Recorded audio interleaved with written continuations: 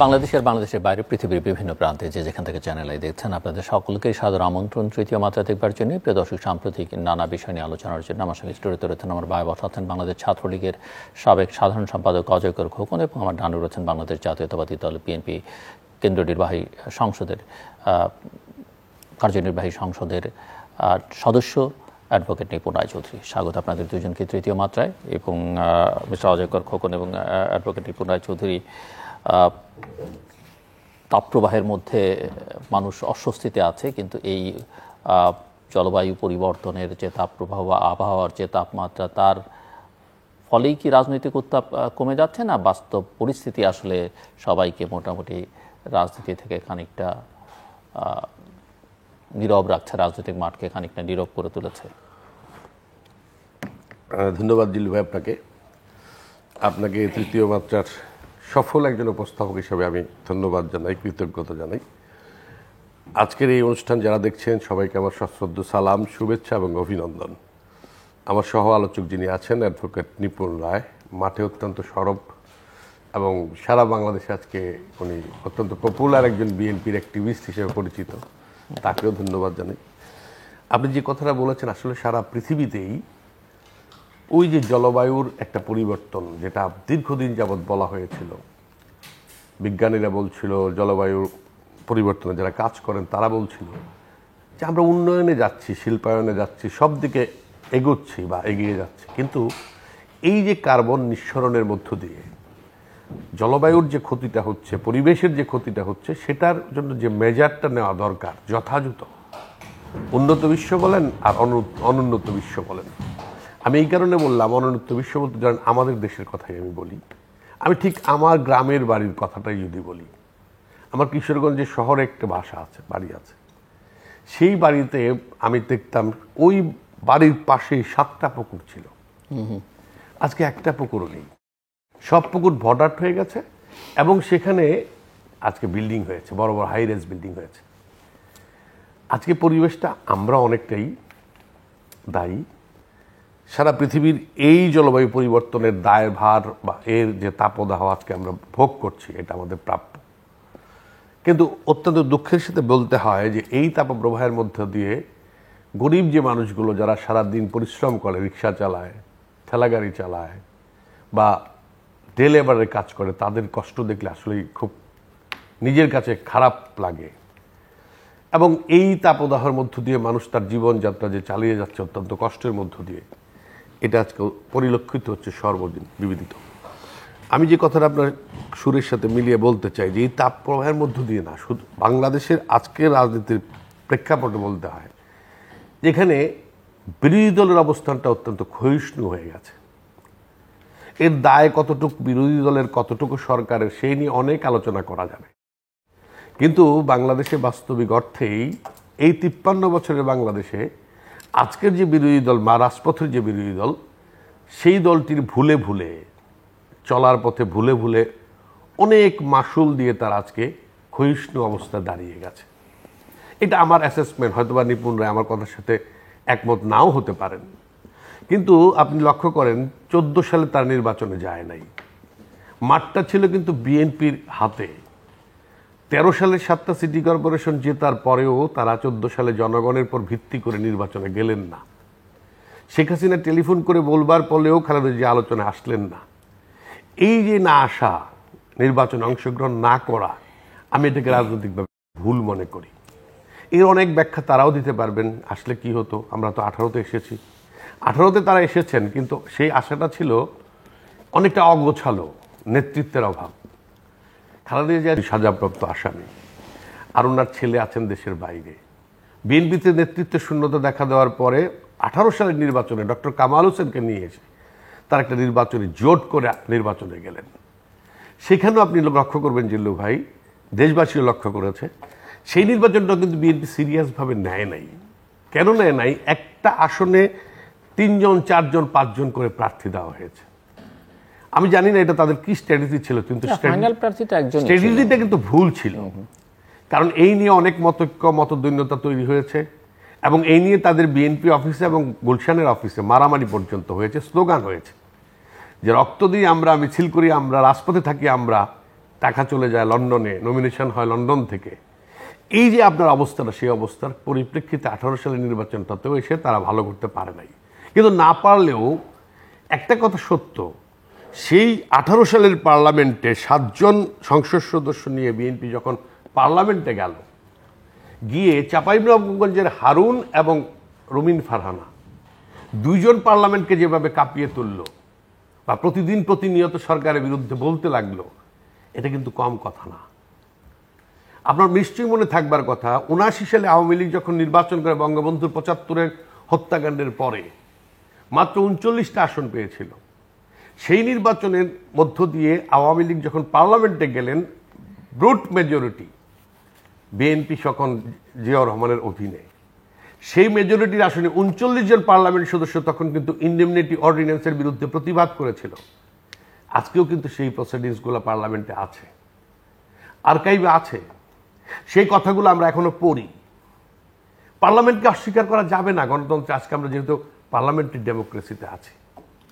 কাজে আমি যে কথাটা বলতে চাই, তাপ প্রবাহ আছে, রাজনীতির উত্তাপ চলে গেছে। আমাদের একটি বিরোধী দল আছে, সত্য, এটা স্বীকার করি বা না করি, তো উনিই স্বীকার করেন যে আমাকে গৃহপালিত বিরোধী দল বানানো চাচ্ছে। আসলে চাওয়ার বিষয় না, এটাই বাংলাদেশে অনেকবার হয়েছে। জাতীয় পার্টির কথা বলছেন। এরশাদের সময় রব সাহেব ছিলেন, খালেদা জিয়ার সময় বঙ্গবন্ধুর আত্মস্বীকৃত খুনি রশিদ ছিলেন 96 সালের 15ই ফেব্রুয়ারি। এই নাটকগুলো আমরা বাংলাদেশে দেখেছি। কিন্তু বাস্তবিক অর্থে জনগণের ম্যান্ডেটকৃত একটি রাজনৈতিক দল যেটা স্বীকৃত, আমি অস্বীকার করতে পারবো না। চোখ বন্ধ করে থাকলে প্রলয় বন্ধ হয় না। ঠিক তেমনিভাবে বিএনপি একটি রাজনৈতিক দল, তার অনেক কি বলে জনসমর্থন আছে। সেই দলটা বারবার ভুল করে নির্বাচনে না আসে, নির্বাচনকে প্রতিহত করার নামে বারবার যে ট্রেন মিস করছে, করে রাজনীতিটাকে ওনার নিরুত্তাপ করে ফেলেছে। অপোজিশন যদি পার্লামেন্টে শক্তিশালী না থাকে, সংখ্যা কত বেশি তার বিষয় বিবেচ্য বিষয় না। সেই 18 পার্লামেন্টে যদি মির্জা ফখরুলকে পার্লামেন্টে ঢুকিয়ে দেওয়া হতো, উনি যদি এখানে উপস্থিত থাকতেন, আমি মনে করি 100 জন পার্লামেন্ট মেম্বারের সমান সক্ষমতা নিয়ে উনি কথা বলতে পারতেন। কোন একটা প্রশ্ন থাকলো আপনার কাছে, আমি অ্যাডভোকেট নিপুণের কাছে যাচ্ছি, যে এই মানে আপনি পার্লামেন্টারি ডেমোক্রেসির কথা বলছেন, কিন্তু চূড়ান্ত বিশ্লেষণ করলে দেখা যায় যে বাংলাদেশে আসলে আমরা কখনোই পার্লামেন্টারি ডেমোক্রেসি প্র্যাকটিস করিনি। এটা মূলত রাষ্ট্রপতি শাসিত সরকারের আদলে একটি পার্লামেন্টারি ব্যবস্থা। পার্লামেন্ট অধিকাংশ সময় ফাংশন করে না, এবং পার্লামেন্টের প্রসিডিংসে যা থাকে তা আসলে কারো তোয়াজ করা এবং কারো বিরোধিতা করা ছাড়া পার্লামেন্টে সেই অর্থে কোনো ডিবেট হয় না, সেই অর্থে কোনো ভালো কিছু হয় না। এমন কোনো আইনও পার্লামেন্টে প্রণীত হয় না যেটা বিতর্কের মধ্য দিয়ে হয়।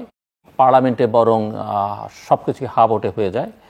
আর দ্বিতীয়ত হচ্ছে, আইন প্রণয়নে পার্লামেন্ট মেম্বারদের তেমন কোনো ভূমিকা থাকেও বলে মনে হয় না। এটা মূলত আমলারাই করে দেন।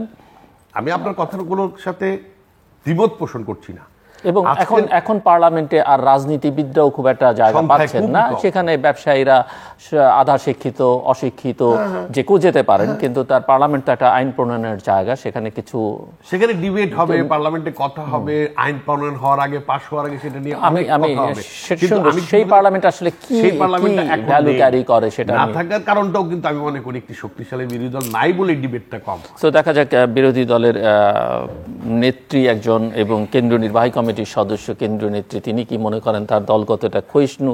আমি তার সঙ্গে একটু যোগ করে দিতে চাই যে এই যে এখন সামনে উপজেলা নির্বাচন, আপনার ইতিমধ্যে দেখলাম আমরা বেশ কয়েকজনকে বহিষ্কার করেছেন। আপনাদের সুপ্রিম কোর্ট বারে যিনি সভাপতি নির্বাচিত হয়েছেন, তাকে আপনাদের আইনজীবী ফোরাম অব্যাহতি দিচ্ছে।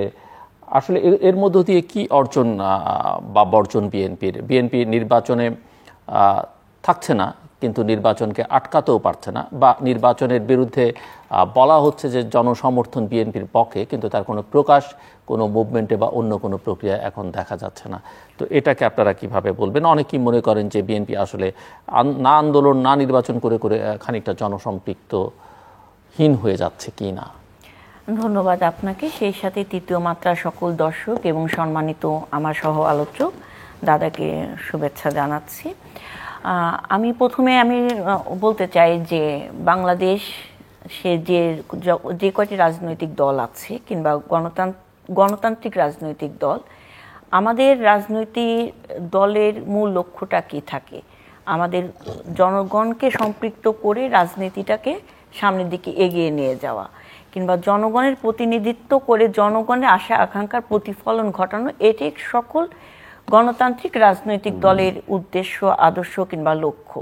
সেই দিক থেকে বিএনপি জনগণের প্রতিনিধিত্ব করেছেন, জনগণের অধিকারকে প্রতিষ্ঠা করার জন্য আন্দোলন সংগ্রাম করেছেন, এবং ইতিহাসে বিএনপি একদিনে তৈরি হয়নি।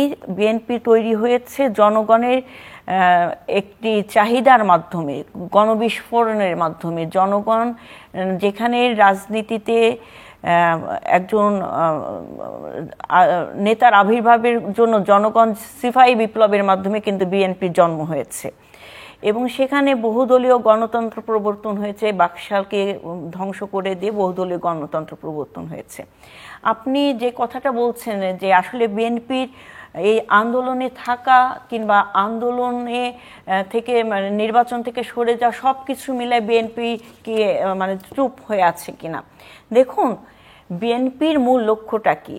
আমাদের মূল লক্ষ্যটা হচ্ছে রাজনীতির, যে আমরা জনগণের অধিকার, গণতান্ত্রিক অধিকার জনগণের হাতে পৌঁছে দেব, এবং সেই অধিকার পৌঁছে দেওয়া না পর্যন্ত, প্রতিষ্ঠিত না হওয়া পর্যন্ত আমরা আমাদের লক্ষ্যচ্যুত হব না।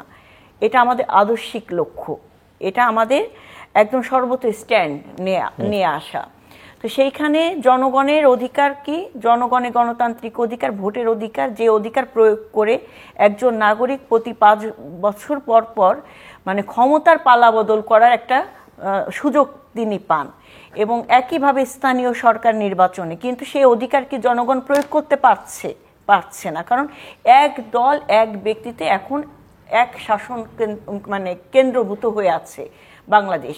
সেটাকে আওয়ামী লীগের শাসনে, দুঃশাসনে এখন কেন্দ্রভূত হয়ে আছে। সেই জায়গা থেকে বাংলাদেশকে আগে মুক্ত করতে হবে। আপনার নির্বাচনী যে সিস্টেম, সেই সিস্টেমটাকে আপনাকে ফিরিয়ে আনতে হবে, গণতান্ত্রিক সিস্টেম। আজকে নির্বাচন কমিশন সরকারের পকেটে বন্দী, আজকে আইন বিভাগ সরকারের পকেটে বন্দী, আজকে মহান আপনার জাতীয় সংসদের কথা বলা হচ্ছে, সেটিও কিন্তু একজনের আঁচলের তলায় কিন্তু বন্দী হয়ে আছে, অর্থাৎ গাছ ছাড়া মেরে দিয়েছে।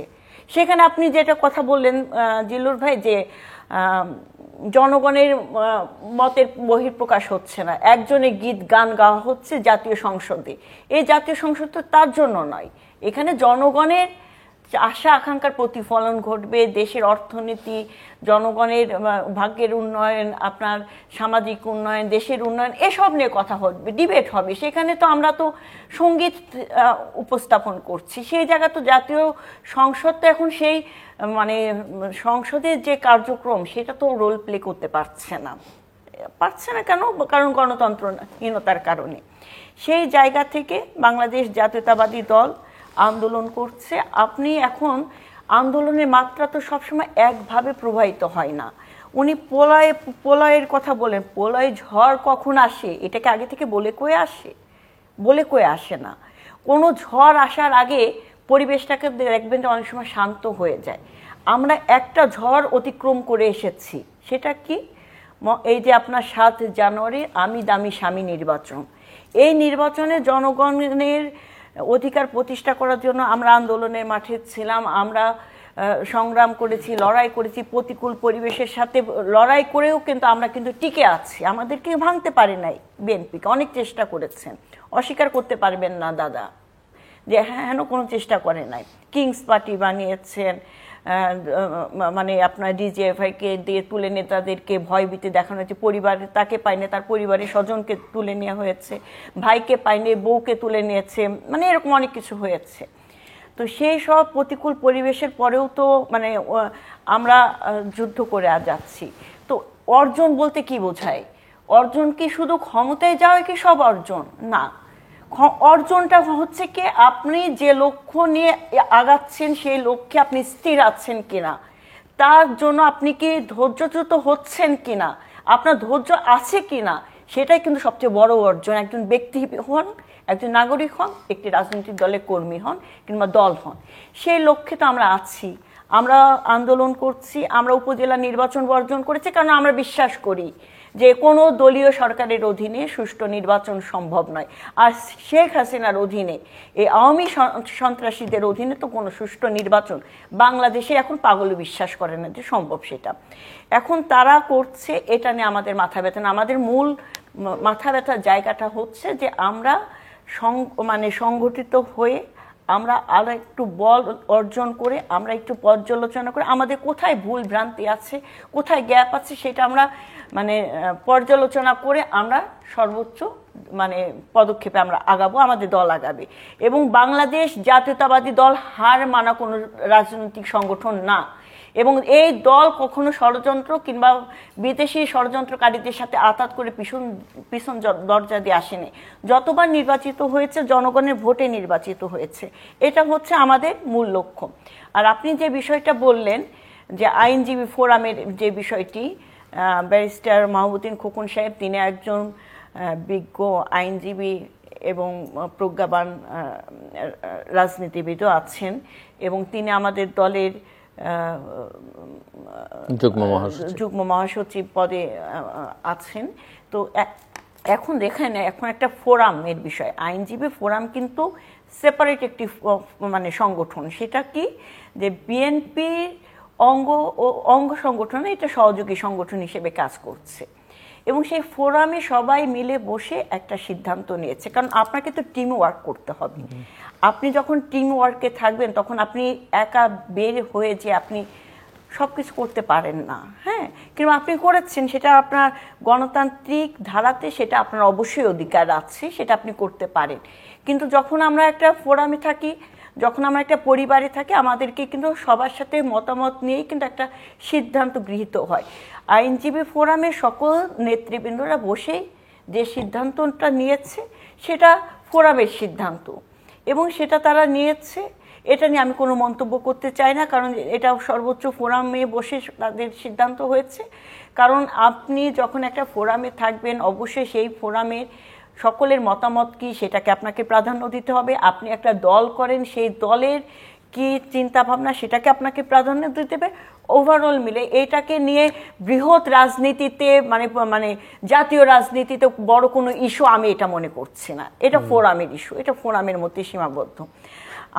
আর একটা বিষয় যেটা আপনি উপজেলা নির্বাচন, আমি সেটা তো ব্যাখ্যা দিলাম। কারণ ক্ষমতার পালা বদলে যে নির্বাচন, সেই নির্বাচনে বিএনপি যায়নি, শুধু বিএনপি একা নয়, যেহেতু আগে জাতীয় সংসদ নির্বাচনও আপনাদের, আপনি নিজেই বলছিলেন নেওয়া যায়নি, মাত্র একজনকে দৃশ্যত নেওয়া গেছে, কিন্তু এখন কি মানুষ, আপনাদের নেতাকর্মী একটু টায়ার্ড হয়ে যাচ্ছেন কিনা একটার পর একটা নির্বাচনের বাইরে থাকার যে কারণে এই যে 72 জনকে আপনাদের বহিষ্কার করতে হলো? দেখেন, আপনার 72 জন আমাদের একটা দলীয় সিদ্ধান্ত হয়েছে, ফোরামের সিদ্ধান্ত, সর্বোচ্চ নীতি নির্ধারণ মণ্ডলীতে সেই সিদ্ধান্ত হয়েছে। তো সেই সিদ্ধান্তের বাইরে যে বা যারা যাচ্ছেন এরা কারা? এরা দেখা যাচ্ছে যে কোন একটা উপজেলার সহসভাপতি কিংবা কোন একটা জেলার সহসভাপতি কিংবা কোন একটা পদে আছেন, হ্যাঁ, পোর্টফোলিও কোনো নেতা না, হ্যাঁ, তারা যাচ্ছে। এইভাবে করে তো অনেক চেষ্টা করেছে, তো জাতীয় নির্বাচনেও নিয়ে যাওয়ার, নিতে তো পারে নাই। এখন উপজেলা নির্বাচনে আজকে আপনি যেখানে একজন বিএনপির কর্মীর ব্যবসা বন্ধ করে দিচ্ছেন, আমার এলাকাতে কেরানীগঞ্জ ঢাকা 3-এ আবদুল্লাপুরে আমাদেরই বিএনপির এক ইউনিয়ন আপনার সভাপতি তার পুরো মার্কেট বন্ধ করে দিয়েছে। কে দিয়েছে? আপনার শাহিন চেয়ারম্যান দিয়েছে, উপজেলা চেয়ারম্যান, যিনি ভূমিদস্যুর সাথে জড়িত আছেন, যাদের রাজনীতির বাংলাদেশের আপমর আওয়ামী লীগের নেতারা পোস্টার ছাপিয়ে দেয় শাহিন চেয়ারম্যান ভূমিদস্যুর হাত থেকে কেরানীগঞ্জকে রক্ষা করেন। এটা আওয়ামী লীগের পোস্টারের কথা বলছি, বিএনপির পোস্টারের কথা না। সেই জায়গায় আপনি নেতাকর্মীদেরকে ভয় ভীতি দেখে একটার পর একটা মামলা দিয়ে হামলা করে, নির্যাতন করে, নিপীড়ন করে 2-1 জন মানুষকে আপনি নিয়ে নিতে পারেন, আপনি দাঁড়া করাই দিতে পারেন, তাতে কিন্তু বিএনপির কোনো ক্ষতি না। এরকম ছিন্ন কিন্তু বিএনপি তো একটা সাগরে পরিণত হয়েছে, যে সাগরের প্রতি মানুষ আস্থা রাখে যে না, বিএনপির হাত দিয়ে পরিবর্তন হবে। সেখানে ওনাদের আমি দামি এবং ওনাদের এক দলের এক শাসনের যে নির্বাচন, প্রহসনের নির্বাচন, সেই প্রহসনের নির্বাচনকে একটু গতি দেখানোর জন্য কিংবা প্রতিদ্বন্দ্বিতামূলক দেখানোর জন্য তারা বিএনপি থেকে অমুক জায়গা থেকে তমুক জায়গা থেকে নেওয়ার খুব চেষ্টা চালিয়ে যাচ্ছে। কিন্তু মানুষ আসলে এখন নির্বাচন নিয়ে আগ্রহী না, ভোট প্রদান করা নিয়েও আগ্রহী না, কারণ তারা জানে তাদের ভোট এখন আর প্রয়োজন নাই আওয়ামী লীগের। হ্যাঁ, তো সেই জায়গা থেকে বিএনপি যে সিদ্ধান্ত নিয়েছে, এটা বাংলাদেশের সকল রাজনৈতিক দল, ইভেন কি আপনার আওয়ামী লীগের নেতারাও কিন্তু এখন এটাকে সাধুবাদ জানায় যে না, সঠিক সিদ্ধান্তে আছে। যে আমি যে প্ল্যাটফর্মে আছে, আমার লক্ষ্য যেটা, আমার চিন্তা যেটা, আমি যেদিকে ধাবিত হচ্ছি, সেই আমি লক্ষ্যচ্যুত হচ্ছি কিনা সেটা দেখার বিষয়। সেটা হচ্ছে জনগণের অধিকার, জনগণের হাতে পৌঁছে দেব। ক্ষমতায় আমাদের দরকার নাই। আমাদের এমপি মন্ত্রী হয়ে কিংবা একটা ইউনিয়ন পরিষদের চেয়ারম্যান হয়ে কিংবা একজন উপজেলা চেয়ারম্যান হয়ে আমার দরকার কি? আমার যে লক্ষ্য, আমার জনগণ যদি আমার সাথে থাকে, জনগণের অধিকার যদি আমি প্রতিষ্ঠিত করতে পারি, আল্লাহ যদি আমাকে সঠিক পথে যদি নিয়ন্ত্রিত করেন কিংবা রাখেন, আমি আমার লক্ষ্যে সঠিক সময়ে পৌঁছতে পারবো। সো আমি সহজে খোকন, আপনি শুনছিলেন এবং আমি পার্লামেন্ট নিয়ে প্রশ্ন করেছিলাম যে এই পার্লামেন্ট আসলে কি ভ্যালু ক্যারি করে, এবং সেকেন্ড প্রশ্ন যে আপনি বলছিলেন যে ক্ষয়িষ্ণু বিরোধী দল, অনেকে মনে করেন যে আওয়ামী লীগ আসলে এটা ক্ষয়িষ্ণু রাজনৈতিক দলে পরিণত হয়েছে, সে এখন আর কোনো সেই অর্থে ভ্যালুজ ক্যারি করে না। আওয়ামী লীগ আসলে তার কাজটা আসলে প্রশাসন এবং অন্যান্য সংস্থাগুলো করে দেয়, এবং যেই কারণে নির্বাচনে মনোনয়নের ক্ষেত্রেও ত্যাগী নেতাকর্মীদের চাইতে অনেক ক্ষেত্রেই 4 টাকা আছে বা নানা প্রয়োজনে যাকে ব্যবহার করা যায় তাদেরকে সংসদে নিয়ে আসা হয়, তাদেরকেই মন্ত্রী করা হয়। আপনার আসলে জিল্লু ভাই, আপনি অনেক অভিজ্ঞ একজন মানুষ। বাংলাদেশের প্রেক্ষাপটে আপনি সব কিছুই জানেন, এবং এটা আমরা বারবারই দেখছি, এবং আপনি যে কথাগুলো বলেছেন সেটাকে অস্বীকার করা যাবে না। কিন্তু কিছু কিছু ক্ষেত্রে একটা জিনিস মনে রাখতে হবে, যে প্রবাহমান স্রোত চলছে, আমি এই স্রোতকে বাদ দিয়ে যদি বেঁধে রাখতে না পারি, আমি যদি রিভল্ভ করতে না পারি, আমি যদি একে বদলাতে না পারি, তাহলে আমাকে এই স্রোতের সাথে চলতে হয় অনেক সময়। এখানে একটা কথা আপনাকে বলতেই হয়, পার্লামেন্টে আসলে আমাদের দেশে খুব একটা পার্লামেন্টারি পলিটিক্সের যে ডিবেট, পার্লামেন্টারি পলিটিক্সের যে কাঠামো, গণতন্ত্রের যে বিউটিটা পার্লামেন্টারি পলিটিক্সে আছে, এটা আমরা সম্পূর্ণটা ভোগও করি না, উপভোগও করি না, এবং এটা চর্চা হয় না, হচ্ছে না। অস্বীকার করার উপায় নেই, ওনারা চলে গেছেন। মোবারক মওদুদ, সুরঞ্জিত সেনগুপ্ত, সালাউদ্দিন কাদের চৌধুরী, সুধাংশু শেখর হালদার, ডক্টর কামাল হোসেন, এই যে বিভিন্ন জনের মানুষগুলো আছে, তোফায়েল আহমেদ, আমির হোসেন আমু, এরা যখন পার্লামেন্টে আগে কথা বলতো না, আমরা নিভৃতে শুনতাম, এবং তারা পড়াশোনা করে আসতো। সুরঞ্জিত সেনগুপ্তের একটা বক্তব্য আছে, আমি ওই দিন দেখছিলাম, যে উনি ইন্ডিমনিটি বিল যখন 79 সালে পার্লামেন্টে পাশ হয়, তখন উনি বলেছিলেন একটা কথা, কোট আনকোট, আজকে ক্ষমতার জোরে, সংখ্যাগরিষ্ঠতার জোরে তোমরা যারা এই অন্যায় আইনটা পাশ করছো, একদিন তোমাদেরকে এর জন্য মাসুল দিতে হবে। তোমরা রাস্তায় রাস্তায় ঘুরবা, তোমাদের কেউ তাকিয়েও দেখবে না। অর্থাৎ বিএনপিকে বলেছিল। উনি কিন্তু আওয়ামী লীগের এমপি ছিল না। দেখেন কত পুরনো একটি কথা, 79 সালে পার্লামেন্টে বলেছে। সেই আইনটা পাশ হয়েছে, কিন্তু উনি প্রতিবাদটা করেছে, ডিবেট হয়েছে। আপনি আসেন তারপরে 96 পার্লামেন্টে খালেদা জিয়া বিএনপি ছিল, আপনার রাষ্ট্রপতি শাসিত সরকারের চেতনার মানুষ।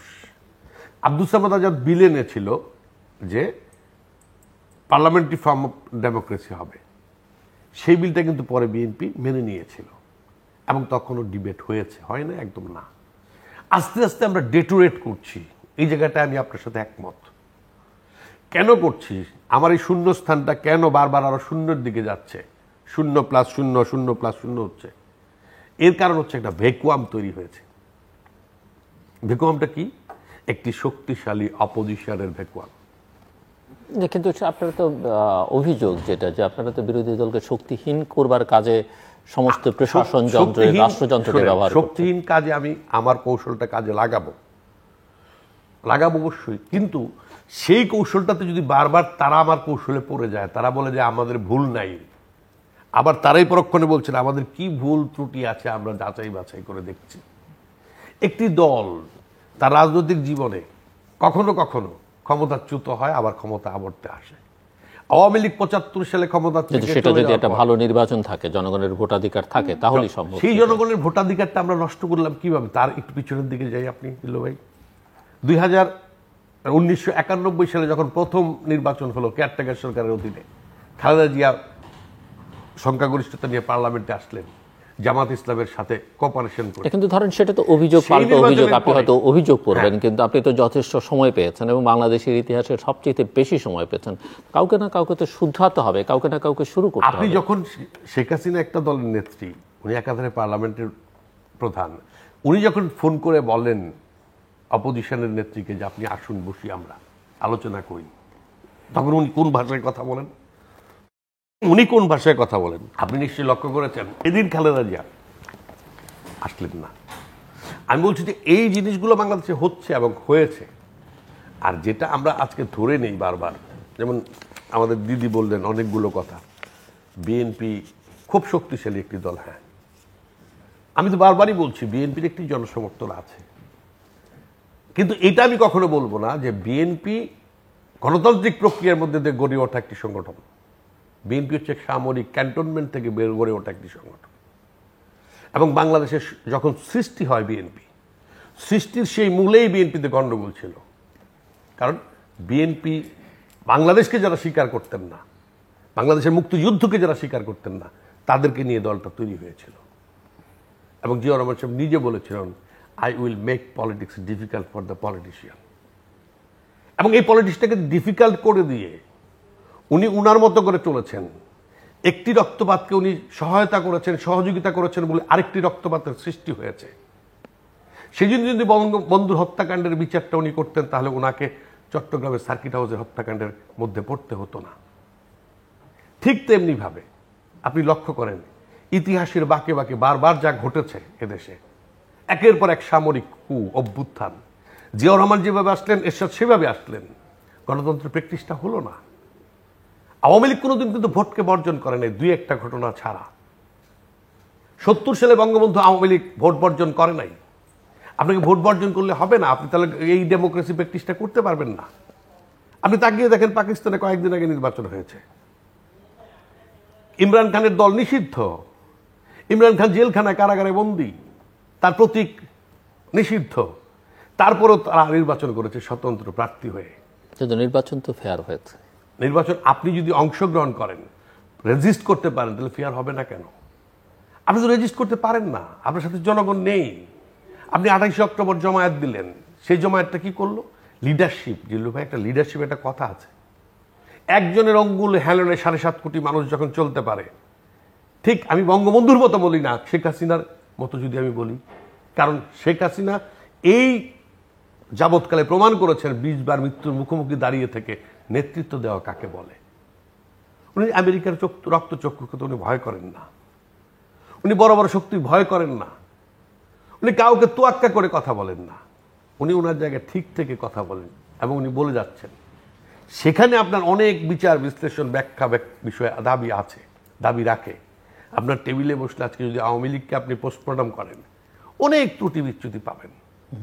উনি বলেছেন আওয়ামী লীগ দোকান দখল করেছে, এইগুলো আসলে দিদি এগুলো যদি বলতে যাই, 2001 সাল থেকে 2006 সাল পূর্ণিমা, মাহিমা, এদের ধর্ষণের আত্মচিৎকার যদি আপনি শুনতেন, আমি নিজে গিয়েছি, আমি তখন ছাত্রলীগের সাধারণ সম্পাদক, আমার শরীরে এখন 19টা স্প্লিন্টার, একটা বিরোধী দলের রাজনৈতিক সংগঠন, তার মিটিংয়ের মধ্যে গ্রেনেড চার্জ করে 24টা মানুষকে হত্যা করে ফেলার নাম কি রাজনীতি? এই রাজনীতিটা কে আমদানি করলো? সেই দিন যদি আমি ধরে নেই বিএনপি এটার সাথে জড়িত না, তারেক জিয়া জড়িত না, তারপরেও এটার বিচারের পথটা বন্ধ করা হলো কেন? জজমিয়া নাটক সাজানো হলো কেন? আমার আওয়ামী লীগ গফরগাঁয়ের নেতা, তার বাড়িকে আপনার পুকুর বানিয়ে ফেলেছে। আরেকজন বলেছিল যে বিএনপির পায়ের নিচে মাটি নাই, সে তাকে গাছে টানায়া বলছে তোর পায়ের নিচে মাটি আছে কিনা দেখ। 26,000 নেতাকর্মীকে হত্যা করা হয়েছিল। আমি আসলে এই বিষয়গুলো আনতাম না। আমি জিল্লু ভাই শেষ করে দিচ্ছি এই কথা বলে, পাকিস্তানের প্রধানমন্ত্রী শাহবাজ শরীফ যখন বলে আজকে বাংলাদেশকে দেখলে তার পাকিস্তানের ক্ষেত্র বিশ্লেষণ করে বলেছে তার লজ্জাবোধ হয়। একসময় যারা ছিল আমাদের বার্ডেন, আজকে তারা উন্নতের শিখরে যাচ্ছে। আমরা এগিয়ে যাচ্ছি, আরো এগিয়ে যেতে পারতাম যদি বিরোধী দল নামক শক্তিটা যদি শক্তিশালী হয়ে পার্লামেন্টে দাঁড়িয়ে যেত অথবা নির্বাচনে অংশগ্রহণ করত। নাকি দুর্নীতি, লুটপাট এগুলো বন্ধ করতে পারলে, টাকা পাচার বন্ধ সবই করতে পারলে, না করলে, না এগুলো যদি হতো না, আপনি যখন পার্লামেন্টে শক্তিশালী বিরোধী দল থাকলে আপনি মনে করছেন হতো না? অ্যাডভোকেট নিপুণ রায়চৌধুরী, দেখেন বাংলাদেশের নির্বাচন ব্যবস্থা এবং আপনার পাকিস্তানের নির্বাচন ব্যবস্থার কথা উনি তুললেন। হ্যাঁ, পাকিস্তানেও নির্বাচন হয়েছে, বাংলাদেশেও নির্বাচন হয়েছে। পাকিস্তানের নির্বাচন কিন্তু বিচার বিভাগ দ্বারা নিয়ন্ত্রিত হয়নি, সেখানে নির্বাচন কমিশন কিন্তু নিরপেক্ষ ভূমিকা পালন করেছে এবং তারা কিন্তু স্বাধীনভাবে তাদের কাজ করতে পেরেছে বলেই আজকে ইমরান সাহেব আবার কিন্তু সংখ্যাগরিষ্ঠতা নিয়ে আসছে। এখন দেখেন বাংলাদেশের, আমি তো বললাম আমার আগের বক্তব্যে যে টোটাল নির্বাচনী যে সিস্টেমটা, এই সিস্টেমের মধ্যে যে স্টেক হোল্ডার, নির্বাচন কমিশন বলেন, বিচার বিভাগ বলেন, আইন শৃঙ্খলা বাহিনী বলেন, আমলা বলেন, প্রশাসন বলেন, সমস্ত কিছু একদম দলীয়করণ করে ফেলা হয়েছে। নট অনলি দলীয়করণ, এখন দলীয় ক্যাডারে পরিণত করে ফেলেছে। এখন বিচার বিভাগের বিচারপতির এক আঙুলের ইশারায় নড়তে হচ্ছে। আজকে দাদা খুব সুন্দর করে বললেন, দেখেন দাদার কথাই কিন্তু সবকিছু পরিষ্কার হয়ে যাচ্ছে যে প্রধানমন্ত্রীর ইচ্ছাতে আজকে আমাদের দেশনেত্রী বেগম খালেদা জিয়া কারাগার থেকে মুক্ত হয়ে গৃহান্তরীণ হয়ে আছেন। তাহলে আমার বিচার বিভাগের কাজটা কি? যেখানে নির্বাহী বিভাগের ইচ্ছাতেই সবকিছু করতে হয়, তাহলে তো আমার বিচার বিভাগ যে একটা স্বাধীন প্রতিষ্ঠান, সাংবিধানিক প্রতিষ্ঠান, তার সাংবিধানিক অধিকারটা কোথায় সে অ্যাপ্লাই করতে পারলো, কিংবা সেটার সততাটা কোথায় থাকলো, সেখানে তো প্রশ্ন তো দাদার প্রশ্নে চলে আসি। তিনি বললেন যে নির্বাচন আপনার বর্জন কিংবা নির্বাচনের যে পরিবেশটা তো নষ্ট হয়েছে আমাদের কারণে, নির্বাচনের পরিবেশটা যে নষ্ট হয়েছে তিনি কিন্তু সেটা স্বীকার করে নিলেন। এটা আমাদের কারণে না, দাদারা তো আসলে এখনো তো ক্ষমতার খুব কাছাকাছি, তাই তিনি বাস্তবতাটাকে উপলব্ধি করতে পারছে না। বাস্তবতার যে কতটা নির্মম হতে পারে তিনিও হয়তো বুঝতে পারবেন। কারণ আমরা চাই না যে বাংলাদেশে আবারও কোনো করুণ পরিণতির আবির্ভাব ঘটুক। কারণ ৭৩-এর ভোট ডাকাতি, সেই ভোট ডাকাতির রেওয়াজ কিন্তু এখনো চলছে। তখন করেছিলেন পিতা, এখন করছেন কন্যা। হ্যাঁ, ওনার জাতির কন্যা এখন করছেন, এটা চলমান প্রক্রিয়ার মধ্যে আছে। এবং সবচেয়ে বড় কথা যে ১৪ সালে যে নির্বাচনে যিনি আপনার ৮৬ সালে নির্বাচনে বলেছেন যে আগের দিনে যে এই নির্বাচনে যারা যাবে তারা হবেন জাতীয় বেঈমান, সেই নির্বাচনে কিন্তু আওয়ামী লীগ যে জাতীয় বেঈমানকে সে প্রমাণ করে দিয়েছে। ১৪ সালে নির্বাচনে বলেছে নিয়ম রক্ষা নির্বাচন, এবং পরবর্তীতে খুব তাড়াতাড়ি আরেকটা নির্বাচন দেওয়া হবে, সেটা তিনি করেন নাই। তো যার সাথে জনগণের আশা আকাঙ্ক্ষার প্রতিফলন যার মধ্যে থাকে না, যে বাংলাদেশের নিজেকে নেত্রী হিসেবে দাবি করেন কিংবা রাজনৈতিক নেতা হিসেবে দাবি করেন, সেই নেতা যখন দ্বৈত রূপ বাংলাদেশের জনগণের কাছে পরিষ্কার, সেখানে দেশনেত্রী বেগম খালেদা জিয়া কিসের সাথে তার সাথে কথা বলতে যাবেন? সেখানে আপোষের তো কোনো কথা নাই। আপোষ, তিনি তো তার সন্তানকে বিসর্জন দিয়েছেন, জনগণকে আলিঙ্গন করেছেন। এর থেকে বড় ত্যাগ আর কি থাকতে পারে একজন মা হিসেবে? সেটা তো তিনি করেছেন। এই যে আপনি দেখেন ৭৩, আপনার আজকে ৮৭তম বয়সে তিনি এখনো নির্যাতন ভোগ করে যাচ্ছেন। কেন? বাংলাদেশের জনগণের গণতান্ত্রিক অধিকারটা ফিরিয়ে দেওয়ার জন্য। তিনি কিন্তু যদি আতাত করতেন, সমঝোতা করতেন, তিনি কিন্তু অনেক ভালো থাকতে পারতেন। তিনি সেটা করেননি, কারণ তিনি বিশ্বাস করেন আজকে আমার এই জীবন হয়েছে, আমি আজকে খালেদা জিয়া হয়েছি এই বাংলাদেশের জনগণের কারণে, তাদের ভালোবাসার কারণে। আজকে তিনি দাদা বলতে পারে যে তার নেত্রীর একক নেতৃত্ব, এবং তিনি আমেরিকাকে ভয় পান না, কিন্তু তিনি ভারতের কাছে নতজানু হয়ে যান, কারণ স্বার্থের জন্য।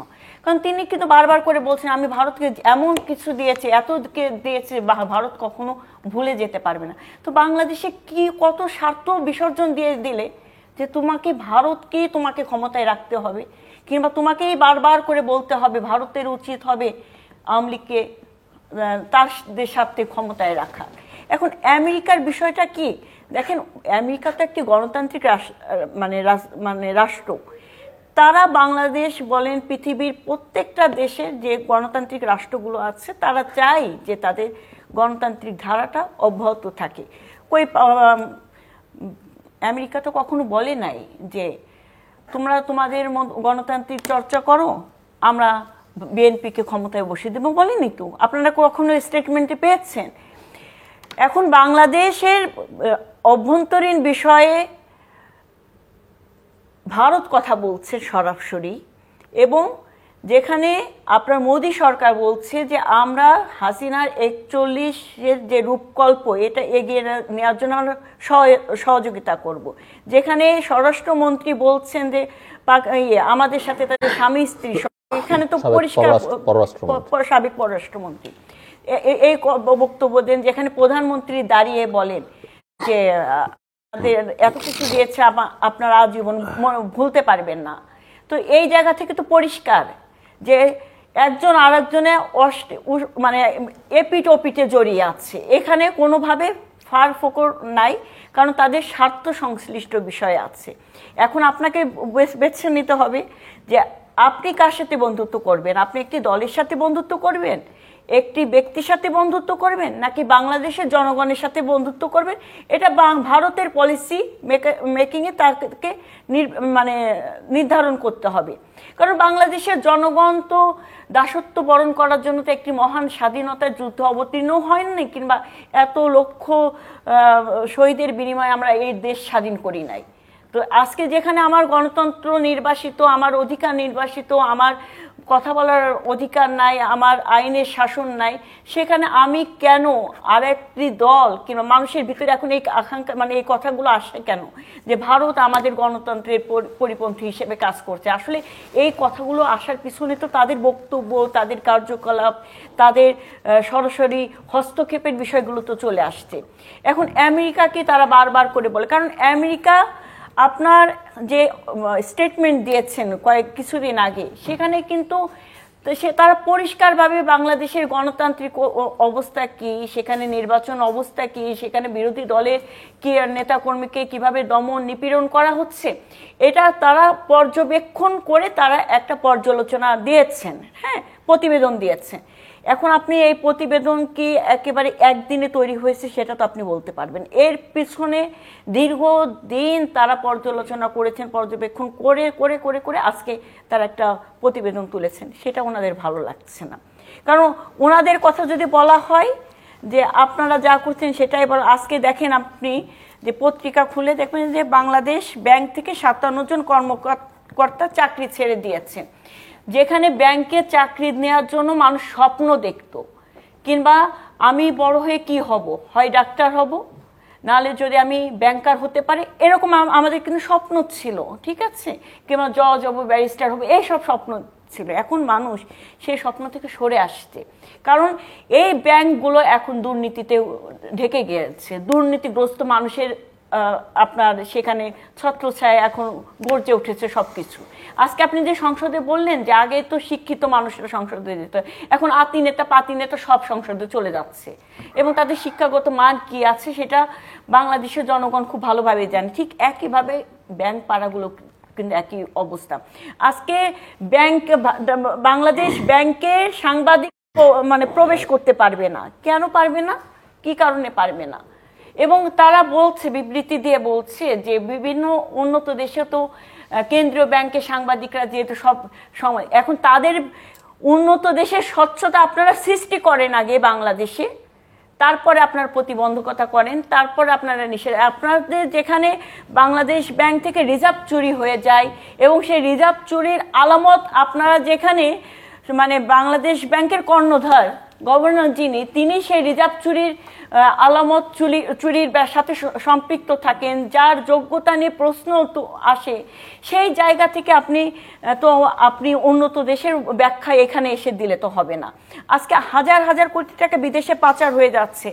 আজকে আপনার গাছপালা কেটে একটা ইট পাথরি নগরীতে পরিণত করা হচ্ছে বাংলাদেশকে। ইট পাথরি নগরীতে মানে দেশে পরিণত করা হচ্ছে সবকিছু মিলায়।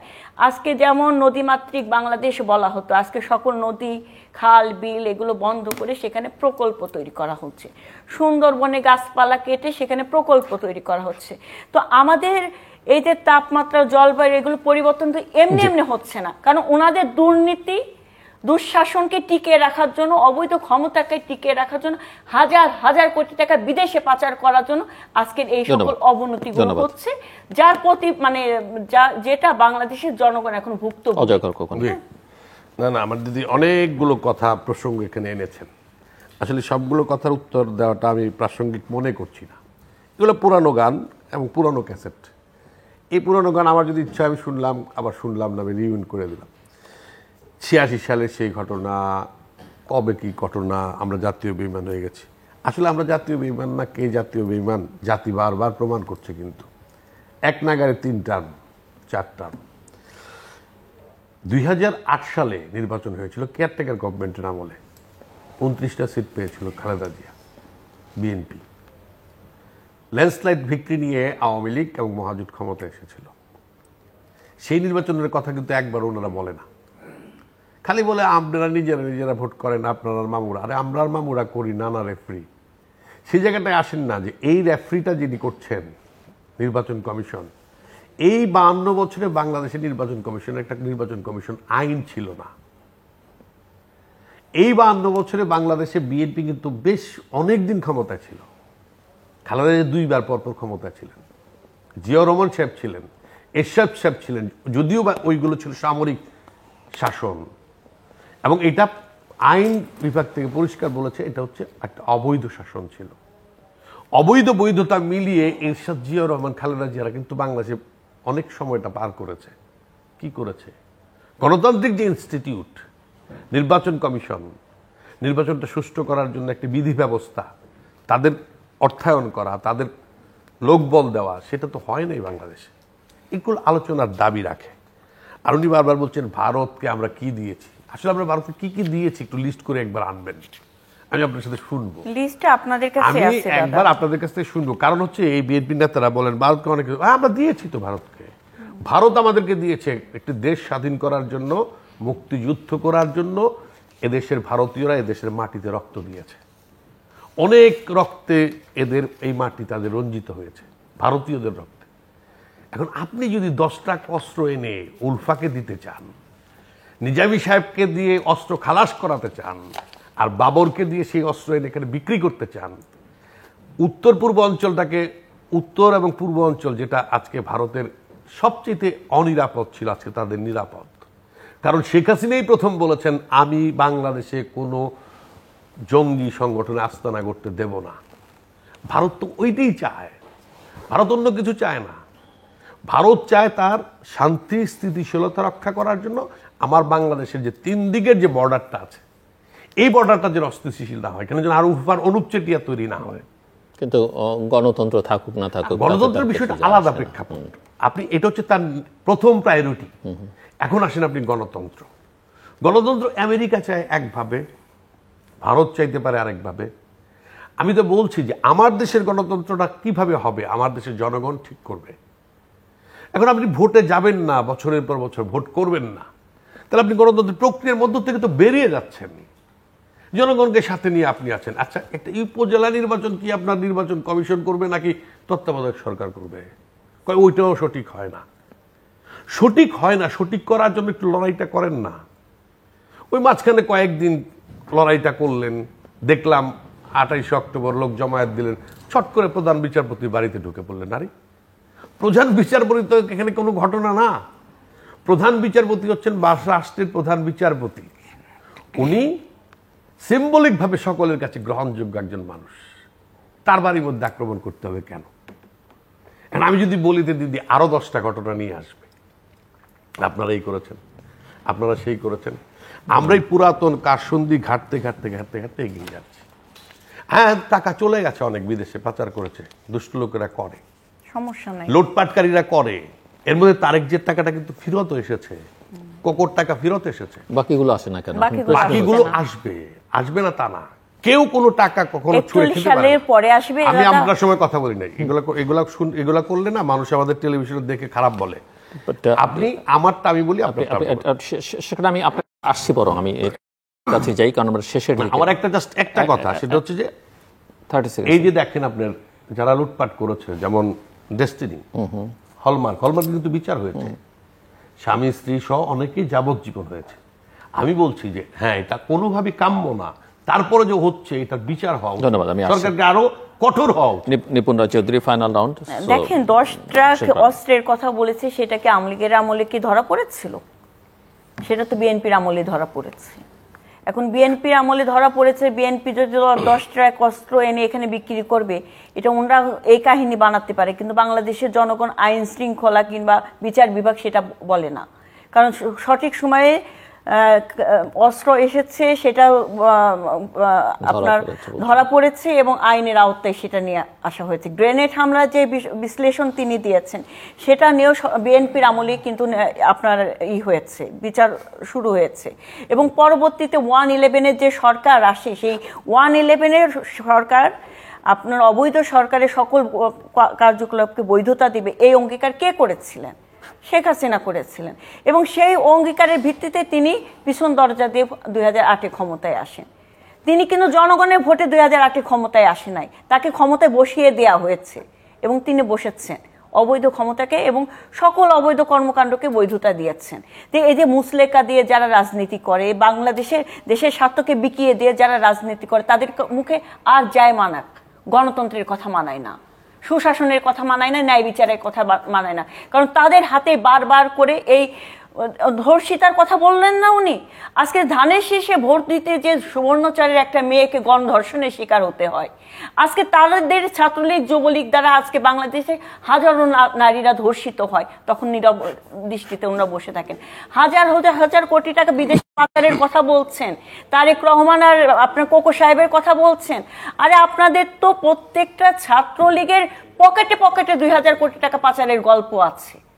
তো আপনি এই গল্পগুলো কি দিয়ে কি ঢাকা দেবেন? শাক দিয়ে তো আর মাছ ঢাকা যায় না। তো আমার কথাটা হচ্ছে যে টোটাল সিস্টেমটাকে নষ্ট করে দিয়েছে। মানুষের নীতি নৈতিকতার জায়গাটা এখন মানুষের ভিতর নাই। যে 2 টাকা চেয়ারে বসে সে 500 টাকার স্বপ্ন দেখে, আমি ইনকাম করব, আমি এই করবো। আজকে যে মেম্বার হচ্ছে সে 500 টাকার প্রজেক্ট নিয়ে মেম্বার হচ্ছে, এই জন্য তো কামড়া কামড়ি হামছি বাদে। আজকে ওনার দলেরই এমপি মন্ত্রীরা তাদের আবার স্বজনপ্রীতি শুরু করে দিয়েছেন উপজেলা নির্বাচনে। কেউ কারো শালাকে দাঁড়া করাচ্ছে, কেউ কাউকে ছেলেকে দাঁড়া করাচ্ছে, আবার বলছে, বাবা বলছে আমার ছেলেকে যদি ভোট দেওয়া না হয় তাহলে এই এলাকায় কোনো উন্নয়ন হবে না। সুবর্ণচরে খুব সম্ভবত একরাম সাহেবের এই বক্তব্য। তাহলে দেখেন যে কিভাবে জনগণকে ডাইরেক্ট হুমকি দিতে পারে। তারা কি জনগণের দল হতে পারে? তারা কি কোনো রাজনৈতিক সংগঠন হতে পারে? যে বক্তব্য এমপি মন্ত্রীরা দিচ্ছে, এটা তো সন্ত্রাসী সংগঠনের বক্তব্য।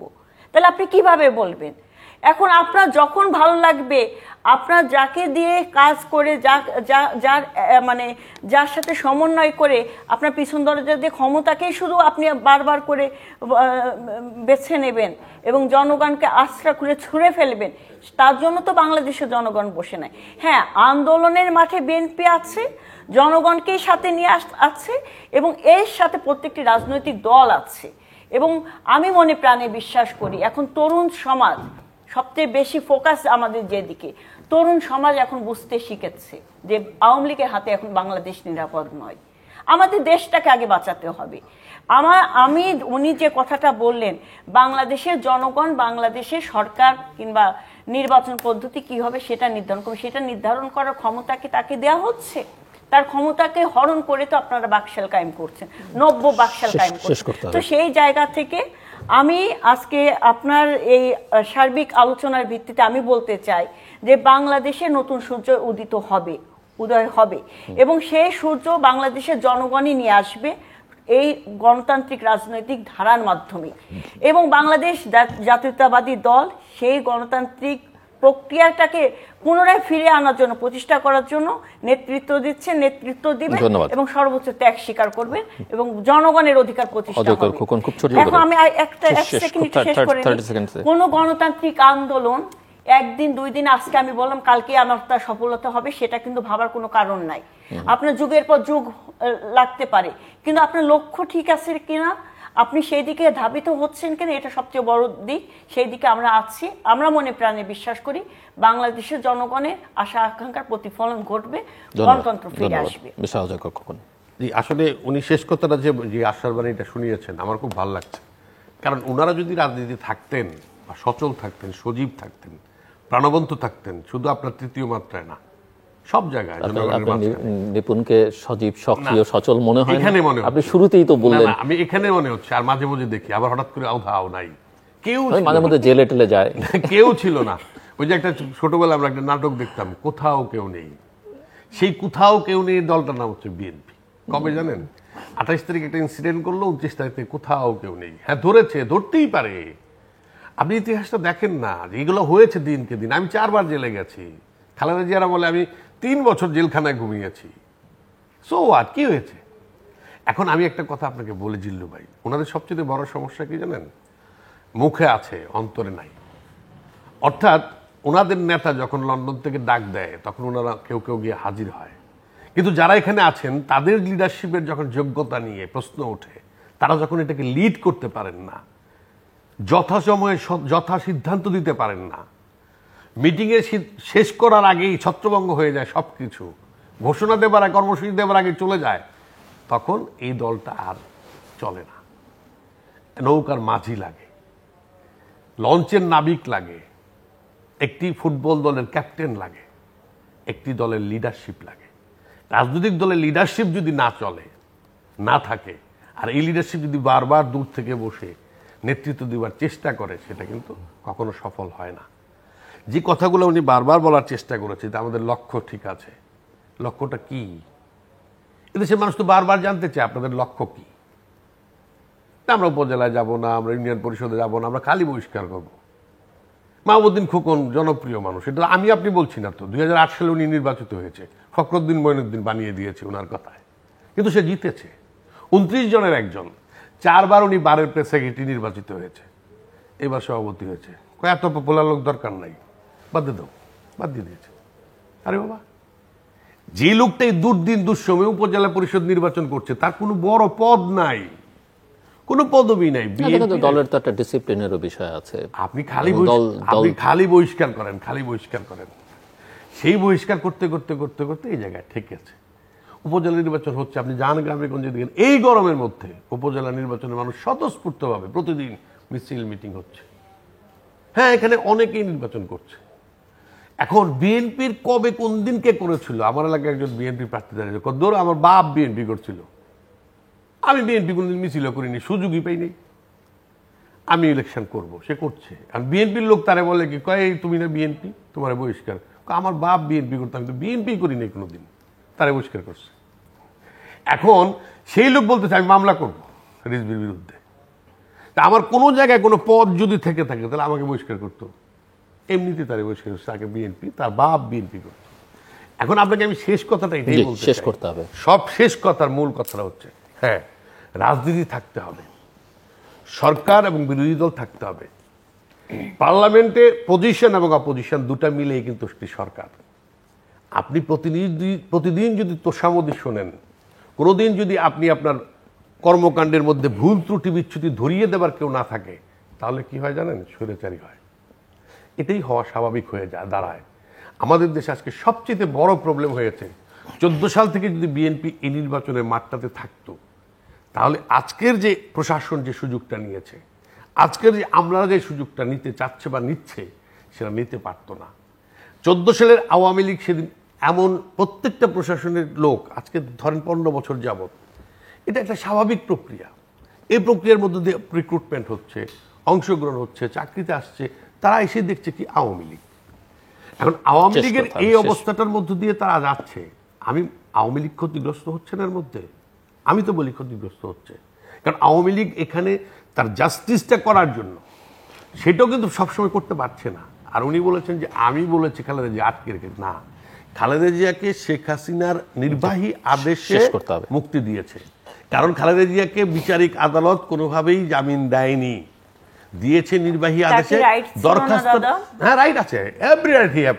এবং সে অবশ্যই জামিন পেতে পারে, কিন্তু আমার কথা হচ্ছে পায়নি যেহেতু, তখন তার পরিবারের পক্ষ থেকে, আপনার দল না কিন্তু, আপনার দল না, তার পরিবারের পক্ষ থেকে তাকে বলা হয়েছে, ওনার কাছে দরখাস্ত করেছে যে তাকে মানবিক কারণে বাসায় রাখা হোক, তখন তাকে মানবিক কারণে শেখ হাসিনা দিয়েছে। আপনার মিস আন্ডারস্ট্যান্ড করলে হবে না। আমি শুধু আপনাকে একটু বলতে চাই, আপনার লক্ষ্য স্থির রেখে এগিয়ে যান, বিএনপি রাজনৈতিক মাঠে আসুক, আমরা সবাই মিলে এই দেশটা যেভাবে এগিয়ে চলছে, উত্তরার থেকে মতিঝিল যাচ্ছি 18 মিনিটে, ধন্যবাদ। শেখ হাসিনাকে ক্রেডিট দিতেই হবে। দর্শক, আপনি মাগুরা যাবেন বা 2 ঘন্টায় বাড়িতে, আপনাকে ক্রেডিট দিতেই হবে। আমরা সামাজিক যোগাযোগ মাধ্যম ফেসবুক এবং টুইটারে তৃতীয় মাত্রা লাইভ স্ট্রিমিং হচ্ছে, আপনারা দেখতে পারেন। টেলিভিশনের পর্দায় দেখতে না পারলে যে কোনো সময় যে কোনো স্থান থেকে ইউটিউবে তৃতীয় মাত্রা চ্যানেলটি সাবস্ক্রাইব করে পর্ব বা পুরোনো পর্বগুলো আপনারা দেখতে পারেন। অ্যাডভোকেট নিপুণ রায় চৌধুরী এবং আমি সহযোগী খোকন, অসংখ্য ধন্যবাদ এই আলোচনা শোনার জন্য। দর্শক, দুজনের আলোচনা থেকে এটা স্পষ্ট যে অবক্ষয় চারিদিকে এবং নির্বাচন প্রশ্নবিদ্ধ, পার্লামেন্ট কাজ করছে না, কোনো প্রতিষ্ঠানকে সেই অর্থে শ্রদ্ধার জায়গায় রাখা যাচ্ছে না, অনেক ক্ষেত্রেই অকার্যকর, এবং এর একটা বড় কারণ হয়ে দাঁড়িয়েছে যে, এবং রাজনৈতিক দলগুলো, সেটা ক্ষমতাসীন দল হোক বা বিরোধী দল হোক, তাদের মধ্যে এক ধরনের অবক্ষয় বা ক্ষয়িষ্ণু পরিস্থিতি আছে, যদিও তারা এটা নিয়ে ভিন্নমত পোষণ করতে পারেন। কিন্তু এর প্রধান সংকটের প্রধান কারণ হচ্ছে বাংলাদেশের গণতন্ত্রের সংকট।